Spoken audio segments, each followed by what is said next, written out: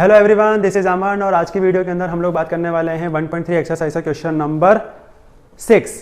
इस क्वेश्चन के अंदर हम बोला गया है कि आप ऐसा कोई नंबर उठाओ पी बाई क्यू फॉर्म का जिसके अंदर टर्मिनेट हो जाए वो नंबर कहीं पे भी जाके। तो आपको ये बताना है कि क्यू की क्या वैल्यू हो सकती है। इस पूरे क्वेश्चन का ये जो रामायण लिखी है इसका मतलब यही है।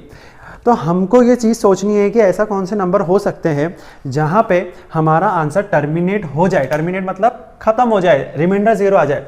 तो फॉर एन एग्जाम्पल अगर मैं एक एग्जाम्पल उठाऊँ तो मैं लेता हूँ एक बार 4/5, ठीक है, और एक बार मैं ले लेता हूँ, चलो आपके कहने पे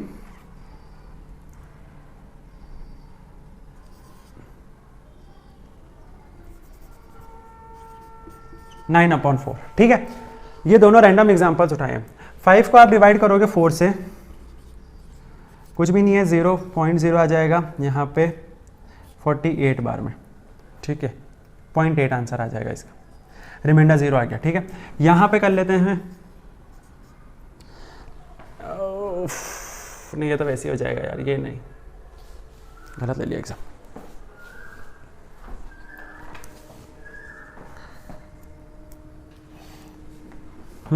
ठीक है, इसी को चलने देते हैं, ठीक है। आंसर आएगा अपना 9, 2 बार में 8, 1, 0, तो ये भी 2.25। अब देखो ये 0 आ जाएगा। अब देखो मेरी बात, क्या किया, हमको कैसे पता पड़ा कि ये आंसर टर्मिनेट हो गया। यहाँ पे रिमाइंडर 0 आ गया, इसका आंसर आया 0.8 और इसका आंसर आया है 2.25, ठीक है। टर्मिनेट हो गया, कैसे पता पड़ा टर्मिनेट हो गया? तो इसके लिए एक प्रॉपर्टी याद करो, डिनोमिनेटर के ऊपर ध्यान देने वाली प्रॉपर्टी है वो, और वो प्रॉपर्टी है हमारी, अगर हमारी डिनोमिनेटर के अंदर या तो 2 की पावर m का कोई फॉर्मेट हो, जैसे कि ये रहा, या फिर वो 5 की पावर n या m का कोई फॉर्मेट हो, कुछ भी हो सकता है वो, या फिर 2 की पावर m इंटू 5 की पावर n, या फिर इनका मल्टीप्लिकेशन हो, मतलब इन तीनों से बना हुआ कोई कॉम्बिनेशन होना चाहिए। एग्जाम्पल के तौर पे अगर मैं कोई सा भी, जैसे कि 5 की पावर m की जगह में 5 की पावर 2 रखूंगा तो 25। अगर आप किसी भी न्यूमरेटर को 25 से डिवाइड करोगे तो कहीं ना कहीं जाके उसका आंसर टर्मिनेट हो ही जाएगा। अगर आप 2 की पावर 4, क्या होता है 8 और 2 32, अगर आप किसी नंबर को, नहीं 32 का आंसर आ गया 16 है ना, 32 तो 5 होता है, 2 की पावर 5। तो अगर हम किसी भी नंबर को 16 से डिवाइड करते तो वो आंसर कहीं ना कहीं जाके टर्मिनेट हो ही जाता। ऐसे करके अगर मैं बोल रहा हूँ कि 625, ये भी 5 की कोई पावर में ही आता है, ठीक है, 15625 ये भी 5 की कोई पावर में ही आता है, तो कहीं ना कहीं उसका आंसर जाके टर्मिनेट हो जाएगा।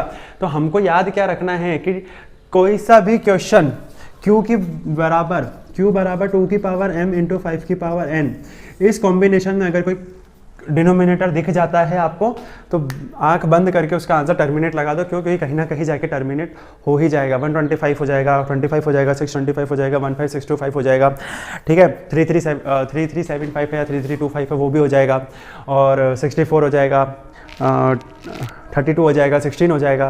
क्यों 16 क्यों हो जाएगा? क्योंकि उसकी पावर 4 है। 8 हो जाएगा, क्यों? क्योंकि 2 की पावर 3 8 होता है ना। तो पावर में चेंज हो रहा है लेकिन वो जो बेस नंबर है वो सेम है। तो इसका आंसर यही है कि आप ये प्रॉपर्टी याद कर लेना, ठीक है। तो आप चलते हैं नेक्स्ट क्वेश्चन पे, question number 7। Moving to the question number 7, और क्वेश्चन नंबर 7 के अंदर बोला है कि 3 नंबर ऐसे लिख के बताओ जिसका decimal expansion non terminating non recurring आ जाए। तो हमने पता था NTNR मतलब नॉन टर्मिनेटिंग नॉन रिकरिंग वो नंबर होते हैं जो इरेशनल नंबर हो, और इरेशनल नंबर के एग्जांपल्स हमको पता है, √2 है, √3 है, √7 है, पाई है। क्यों? क्योंकि इसकी वैल्यू 3.1415 ऐसे ऐसे करके चलती जाती है, जो कभी बंद नहीं होती, कभी रिपीट नहीं होती है।